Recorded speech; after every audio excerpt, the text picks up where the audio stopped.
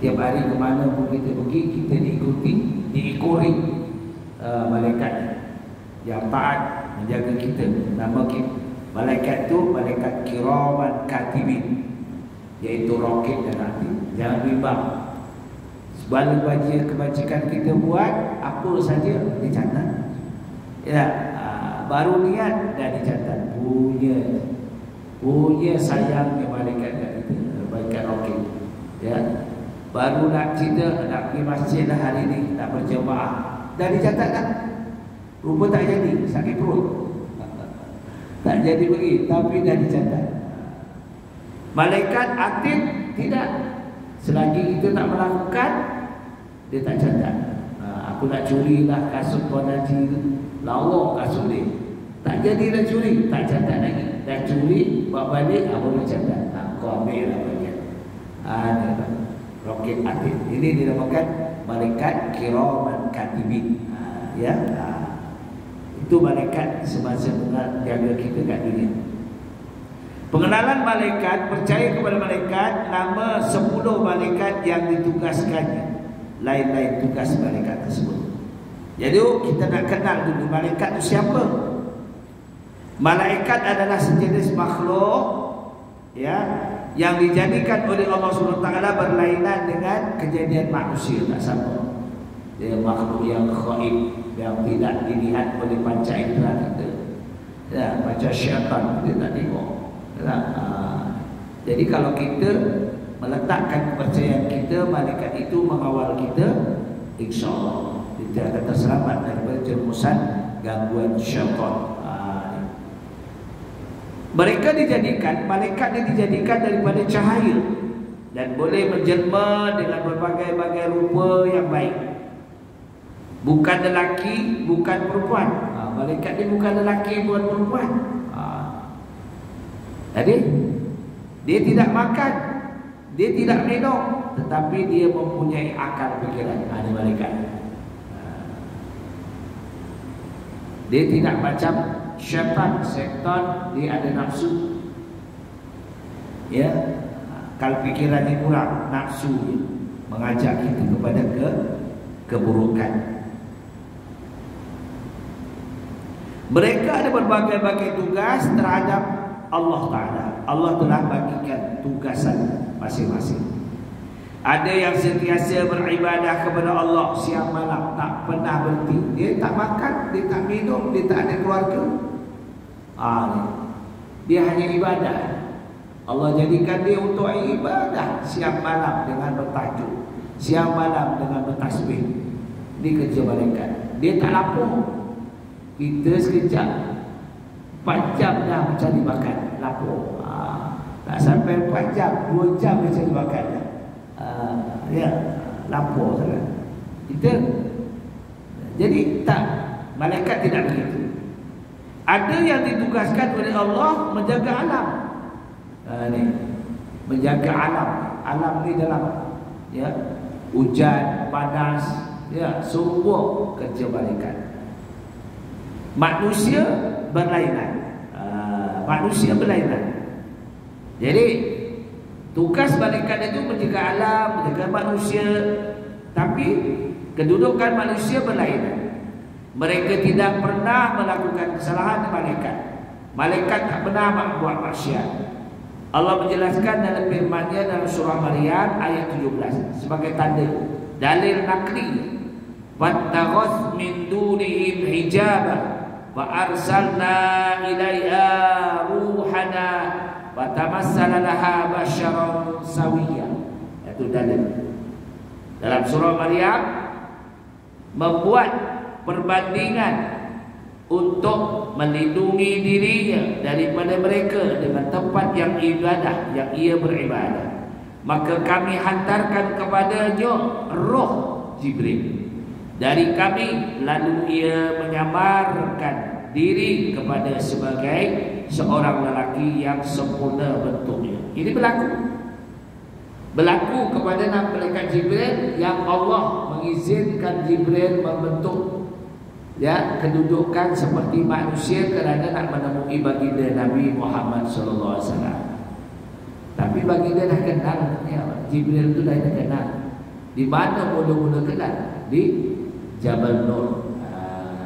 Dia mula-mula kenal di Jabal Nur ketika baginda beruzlah daripada kaum Quraisy musyrikin yang zalim.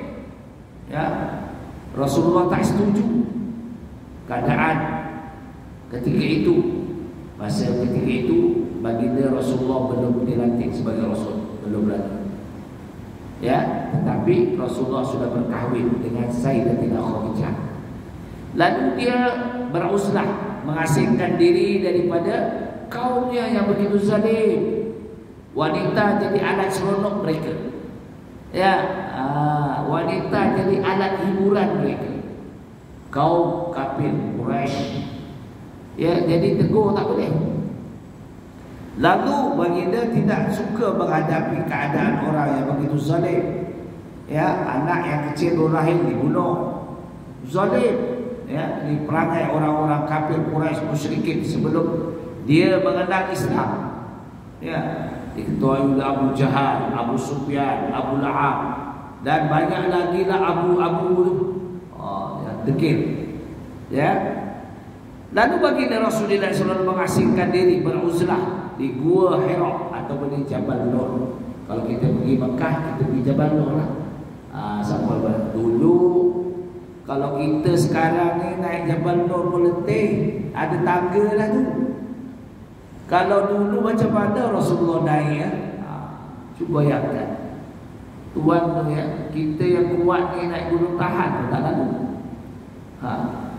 Ini Jabal Nur dengan batu batanya, dengan semaknya, bagaimana itu kelebihan yang Allah bagi kepada baginda Rasulullah SAW.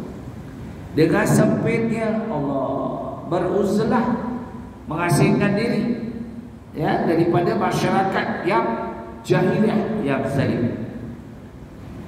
Ada dijelaskan dalam suatu hadis yang diriwayatkan oleh Sayyidatina Aisyah radhiyallahu anha, berkata ia bahawa baginda Rasulullah SAW ada bersabda, khuliqatil malaikatu min nur wa khuliqatil jannu min marijin min nar wa khuliqa adamu mimma wusifa lahu. Apa dia? Dijadikan malaikat daripada cahaya, dijadikan jin daripada api yang bernyala. Jin tu dibuat daripada api yang bernyala. Tu ramai orang buat jin di bilik air. Dia pergi masuk bilik air, berlabuh, isap rokok. Jadi jin, banyak jin. Pus. Keluar pus berokok. Jin pun itulah jadi jin. Itu sebabnya makruh pada awalnya, sekarang ni diharamkan kerana membahayakan. Wala tulqu bi aydikum ila tahlukah. Merokok itu membahayakan. Tapi orang minat merokok tak boleh lah. Walau tengok gambar jantung berlubang, paru-paru berdarah, gambarnya tu disyaratkan supaya orang takut. Orang tak takut, marah lagi. Rokok habis dah, kata marah lagi. Tokek rokok pada marah. Dan dijadikan adab daripada apa yang telah diterangkan kepada kita. Apa dia? Malaikat itu bertugas sebagai pegawai dan tentera-tentera dalam pemerintahan Allah. Mereka berada di alam lain daripada alam yang kita berada sekarang. Sebab itu kita tidak dapat melihat malaikat. Dengan adanya kejadian malaikat itu membuktikan kebesaran Allah dan keadilannya terhadap makhluk semua. Malaikat inilah yang kita wajib percaya, supaya kita ni jangan bimbang ke mana kita pergi pun ada malaikat. Dan itu sebabnya bila kita pergi tempat maksiat, malaikat tak ikut. Malaikat tak ikut. Malaikat atin dia ikut. Roket atin. Roket pun tak mau ikut dia. Tidak. Malaikat pun ada akal. Dia melihat kita macam mana. Percaya kepada malaikat, tiap-tiap orang Islam wajib beriman. mempercayai bahawa Allah telah menjadikan malaikat-malaikat mereka itu terdiri pada makhluk Allah yang mulia, yang sentiasa taat. Apa saja diperintah oleh Allah tak pernah mungkin, tak pernah mungkin. Tak ada dah berdalih lagi. Kita ni berdalih tak? Alah nantilah, alah esoklah, alah karanglah. Kita malaikat tak. Bila ditentukan, ya, seorang itu akan dicabut nyawa, cabutlah nyawa. Ya. Kullu nafsin za'iqatul maut. Itu kerja malaikat, ya, yang mencabut nyawa. Kita kenal siapa dia. Baik. Firman Allah SWT dalam surah Al-Baqarah ayat 177. Laisal birra an tuwallu wujuhakum qibalal masyriqi wal maghrib walakinnal birra man amana billahi wal yawmil akhir wal malaikah.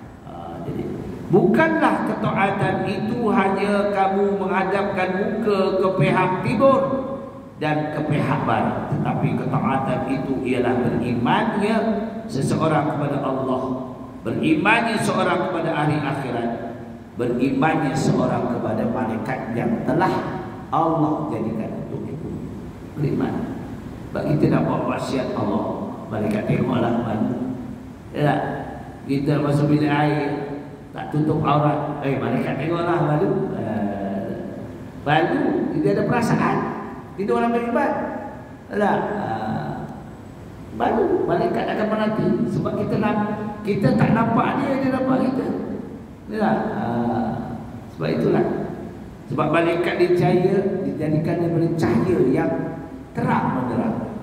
Bukan seperti kita. Kita manusia dijadikan daripada tempat yang hina-hina. Cepat dia kata hina-hina. Kita minta maaflah. Kejadian manusia ini di antara seksual lelaki dan perempuan melalui wati atau persetubuhan. Ya, mana boleh tengok lepas kahwin aku nikah terima, ya, aku terima nikahnya Fatimah binti Abdul Rahman dengan mas barunya RM8 tunai. Lepas tu kau tengok aku tengok kau, kau tengok aku, kau tengok kau, tidur sama. Tak buat apa. Jadi kesulian. Tak ada. Kena redha bila tu. Tak. Kata suami, ya. Macam mana malam ni? Bolehkah kita nak membelai? Boleh. Malam ni bolehkah kami, abang nak masuk guamu? Tahu guamu? Faham-fahamlah orang lama. Tak. Boleh bang, dipersilakan. Ya, dia minta izin. Jangan main rodoh aja. Ya. Kau isteri aku, kau bagilah. Jangan. Ya. Minta izin. Ya, apa sayang? Ya, malam pertama tu kita minta izin. Assalamualaikum. Waalaikumsalam. Apa khabar? Baik. Sihat tak hari ini? Sihat. Boleh tak kiranya? Boleh saja bang. Saya ni abang punya. Itulah sopan santun. Redha. Si isteri merelakan tubuhnya disentuh. Yalah, dijamah. Itulah hasilnya perkahwinan an-nikah sunnati pamai amal di sunnah. Yalah, siapa yang nikah mengikut sunnah Rasulullah. Tak boleh kita dah kahwin, ya, tepuk amai-amai. Tak jadi tepuk amai-amai. Nah, 70 tahun bolehlah tepuk amai-amai. Sebab, ya, walayan abang. Saya pun dah tak ada dah apa dah.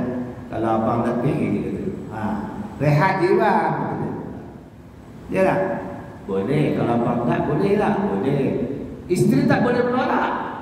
Ya tak? Ya tak? Mana tahu. Suami gentleman, 80, kecil manis tak ada, darah tinggi tak ada, apa lagi? Si awak pun mau lagi. Tak kisah. Nah, itu sebabnya. Lelaki kalau tak ada apa masalah, ya, saya baru, ya, ada di Senawang, saya bagi tazkirah jemaah. Satu ketika dia jumpa dengan saya, Ustaz, saya perkenalkan ini anak saya. anak tuan. Berapa umur? Baru masuk 10 tahun. Anak dari isteri yang kedua. Isteri pertama dah meninggal, ini isteri kedua. Yang ini anak tuan, bukan, ini isteri saya. Baru masuk 29 tahun. Allah Rabbi. Saya muda lagi Ustaz.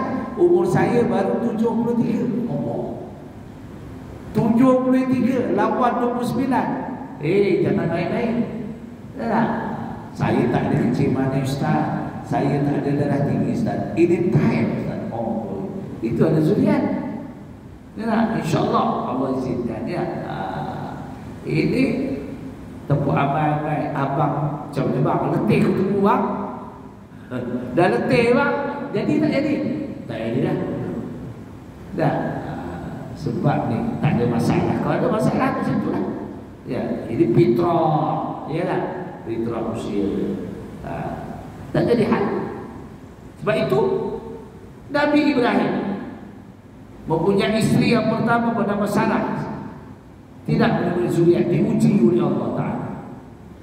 Sampai usia 80 tahun baru 2 malaikat datang menghadiri, wahai Nabi Ibrahim, ada khabar gembira kepadamu ya Ibrahim.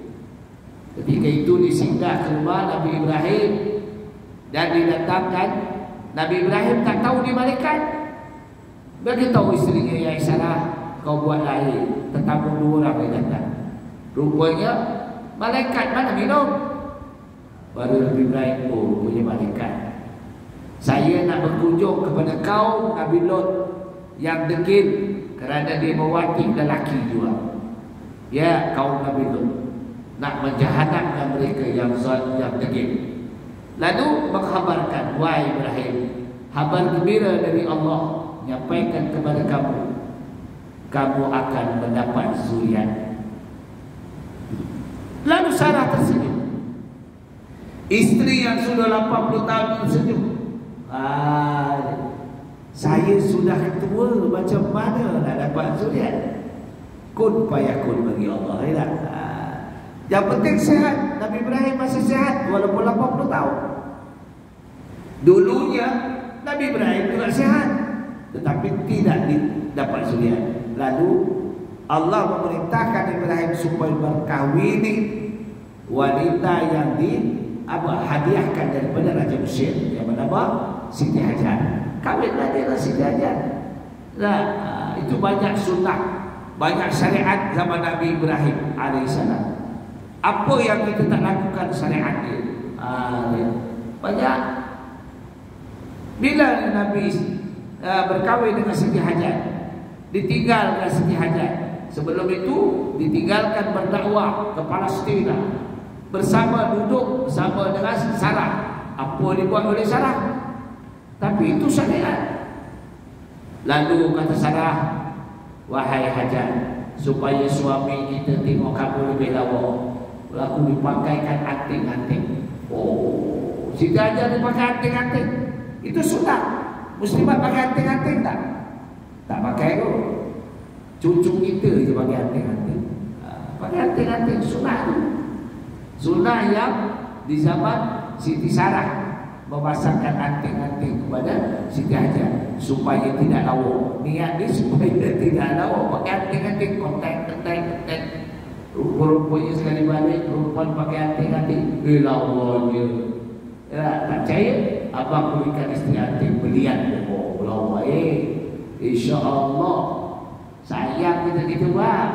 Tapi yang mahal lah sikit. Jangan yang perak, yang plastik. Tak mau pakaikan isteri yang anting-anting yang berlian. Emas tu, ya, emas janganlah pakai emas jongkok tu. Habislah macam orang punat tu, panjang gini. Sudah. Ya. Lalu kata Nabi Ibrahim, oh, lagi lawa pakai anting-anting. Kemudian Nabi Ibrahim berdakwah lagi ke Palestin, berdakwah. Lama baru balik. Lalu Siti Hajar pakaikan celak Mekah lah. Jangan celak yang sedu, yang hijau kuning itu macam hantu jadi. Kau berjam Allah, takut gitu. Yang celak Mekah. Kita pun lelaki, saya pakai celak. Guru saya Pak Tuan Ghazali, ya, tuan guru saya, sampai dia meninggal pakai celak Mekah. Ni sunnah, itu sunnah di zaman Syarah dengan Siti Hawa, di zaman ya baginda Nabi Ibrahim AS, sunnah pakailah celak. Lawa sikit. Apa kelebihan pakai celak tu? Kelebihan kita tidak mudah kena jangkitan sakit batu. Ni ada fadilat dia. Ya, tapi selawat dah.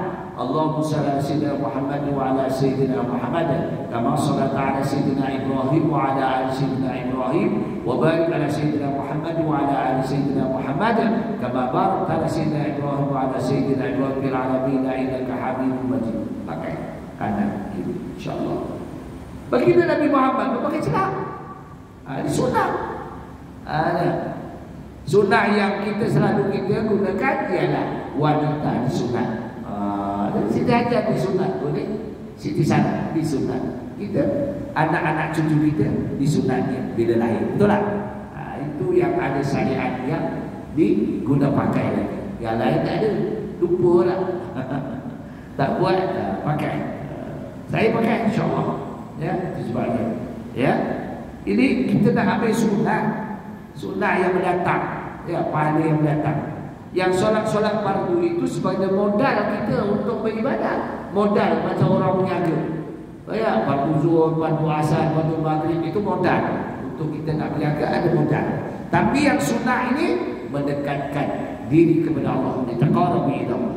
Baik. Jadi jelaslah, ya, seseorang yang percaya kepada keyakinan ini. Akhirnya Nabi Ibrahim AS ditugaskan untuk ke Palestin dan Allah memerintahkan supaya isteri pertama dan kedua itu dipisahkan. Kalau nak kahwin dua kena berubah dua, jangan satu, gaduh. Ya tak? Kalau nak dua lah tuan, kalau berani. Dah.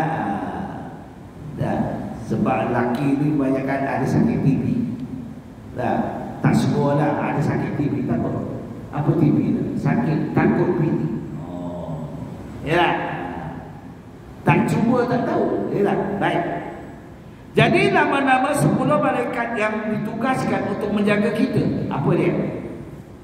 Bilangan malaikat yang sebenarnya tidaklah dapat diketahui dengan pastinya. Tapi ulama menggariskan di sini dalam ilmu tauhid ini ada kenyataan yang sah tentang bilangannya.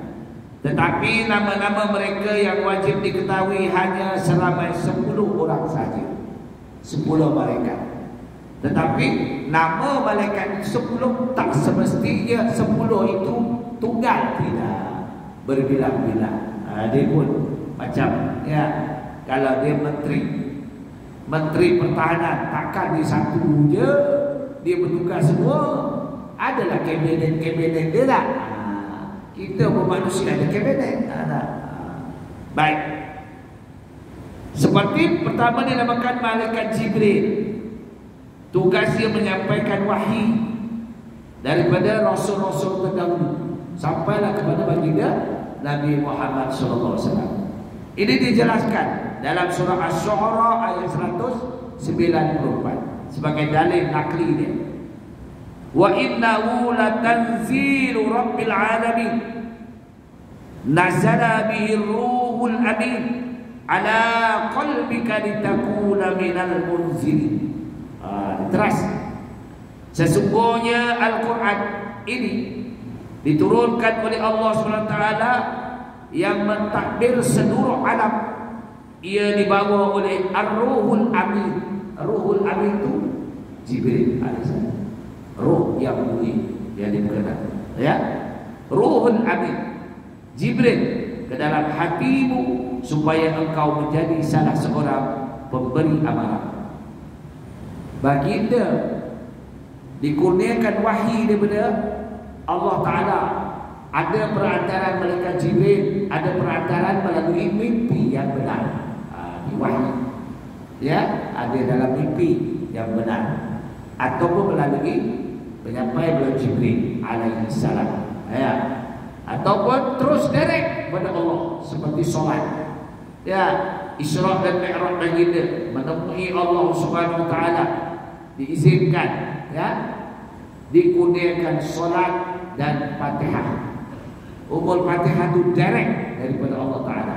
Sebab itu Fatihah jadi rukun qauli yang mesti dibaca dengan betul, lahjah betul, para tajwid betul. Itu Fatihah dan surah-surah yang lain. Baik. Ini bukti ya. Kerana sesuatu yang datang ada melalui Jibril perantaraan, ada yang melalui mimpi Rasulullah SAW, itu wahyu. Ada melalui direct terus kepada Allah daripada Allah Taala. Ini adalah kelebihan kepada Nabi kita Muhammad SAW sebagai satu dalil supaya kita meyakini Al-Quran itu ialah wahyu yang terus daripada Allah Taala. Ya, wahyu yang benar. Sebagaimana Rasulullah wukuf yang terakhir sebelum dia ya gering sakit pada menunaikan haji wada yang terakhir, ketika diwukuf di pada Arafah, dia melapaskan hadis, salah satu daripada nasihat hadis yang dibaca, taraktu fikum amrayni ma tamassaktum bihima lan tadilu abada kitabillah was sunnati Rasulullah. Aku tinggalkan kepada kamu dua perkara, pasti kamu tidak ada kesesat buat selamanya. Apa dia? Kitabillah Al-Quran was sunnati Rasulullah. Kita kena yakin, kita mempercayai kitab-kitab Al-Quran yang Allah kurniakan sebagai hazanah. Kita pelajari Al-Quran, dalami tajwidnya macam mana, makhraj huruf macam mana, perbezaan huruf jar, huruf hamas, ya, huruf iftitah, ya, huruf ni, sifat huruf. Ada wajib kita mengusahakan. Kita ada lidah kita, lidah Melayu tak sama.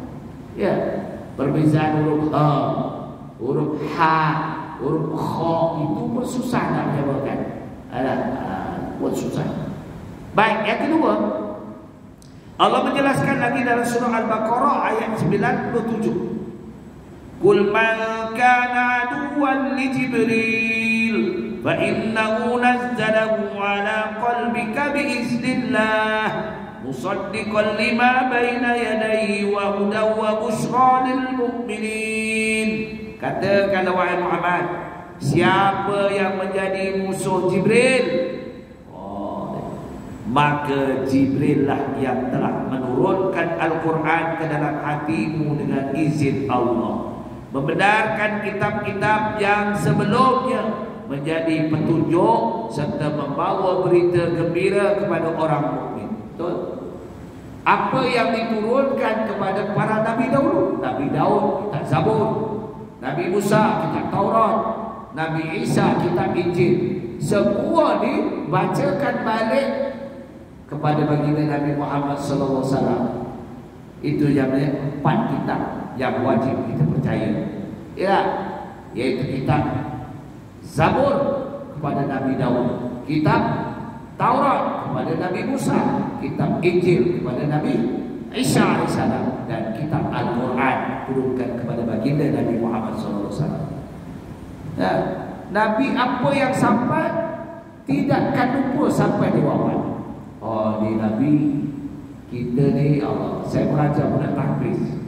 Hari ni saya baca tasbih balik. Minggu lepas saya tasbih balik pun tak betul juga. Sebab itu ya, kita mentasbih kadang-kadang ya, huruf-huruf ni kadang ya, kita manusia biasa. Yalah, manusia biasa nak menghafal bukan senang. Sebab itu budak-budak tahfiz pun kalangan muda, kalau usia macam kita lah, ni banyak lupa. Apa banyak nak ingat. Budak-budak muda boleh lah. Tapi itulah kena ditasbih ya, talaki insya-Allah. Yang kedua, dinamakan malaikat Mikail. Tugasnya mengurus rezeki, menurunkan hujan dan menumbuhkan tanam-tanaman. Ini nama tugas malaikat ya. Insya-Allah. Ya. Jadi Mikail yang memberi rezeki kita, kita yakin. Kita minta pada Allah Ta'ala. Dalam kita sembahyang kita doa. Rabbi fili warhamni wajibuni warfani warzuqni wahdini wa'afini wa'fu'an. Jangan tak baca doa tu dalam solat. Rabbi fili warhamni wajibuni warfani warzuqni wahdini wa'afini wa'fu'an. Kita berdoa, berilah rezeki, ya, beri keafiatan, ya. Sebab itu dalam bahasa lughah sembahyang itu doa. Sembahyang itu merupakan doa. Kita waktu subuh kita berdoa, Allahumma hdini biman hadait wa afini biman afait wa tawallani biman tawallait wa barik li fima a'tait wa qini syarra ma qadait. Kita berdoa, fa innaka taqdi wa la yuqta 'alaika, itu suruh sendiri-sendiri. Sebab itu kita sambung dengan doa, Allahumma usul ibadikal muslimin as-salihin mujahidin di Palestina, di Syria. Kalau kita nak tambah, sebab tak salah. Kerana solat itu bilghah ad-doa. Sembahyang itu adalah doa pada lughah. Pada bahasa, ya, pada istilah menunaikan ibadah yang dipandukan kepada setiap orang Islam yang mukallaf, yang sempurna akal balik. Itu pada istilah dalam, ya, istilahnya. Baik, tugasnya dijelaskan oleh Allah Ta'ala tadi. Siapa-siapa yang memohon, ya, memohon, meminta dengan mengingkarkan petunjuk perintahnya dan memusuhinya malaikat itu dan rasul-rasul, khasnya malaikat Jibril dan malaikat Mikail, maka akan disiksa oleh Allah SWT. Kerana sesungguhnya Allah adalah musuh bagi orang-orang kafir. Betul. Di dalam hadis matan arba'in, hadis yang ke-8, Rasulullah mengatakan dalam hadis tersebut, maksudnya, aku diperintah oleh Allah memerangi orang kafir dengan 3 sebab. Aku pertama, kerana orang kafir tidak mau bersyahadat. Kedua, kerana orang kafir tidak mau sembah Allah. Ketiga, orang kafir tidak mau mengeluarkan zakat. 3 perkara. Itu sebab bila kita Islam, kita kena selalu bersyahadat, pengakuan kita kepada Allah SWT. Ya, jangan ingkar. Dan keduanya, sembah yang Allah berkuasa. Sembahlah Allah yang berkuasa. Sembahlah Allah yang berganda. Sembahlah Allah yang menghidupkan, mematikan. Itu nama sembah. Sebab itu agama lain daripada Islam, dia bukan sembah, dia puja. Puja benda, makhluk dipuja. Islam tidak. Yang ketiga, keluarkan zakat. Dan masuk dalam bagian kita yang bukan hak kita, wajib keluarkan. Simpan. Kalau sekarang ini kita simpan 20,000 ke atas, wajib keluar zakat. 20,000 ke atas, 14,000 perlu kena lagi. PPZ kata 20,000 ke atas kena keluar zakat untuk fakir miskin. Jangan tak keluarkan, bukan kita punya tu. Itu duit kat tabung saya, kat bank saya, itu orang Allah letak aja. Jadi setakat itulah perkongsian kita, ya. InsyaAllah duduk dan berbunyi. Dari setakat itu, InsyaAllah kita sambung pada bulan depan, kalau diizinkan. Mudah-mudahan kita menyambung tentang apa kerja malaikat. Aku ni qali hadza, astaghfirullahalazim wa lakum wa billahi taufiq wal hidayah.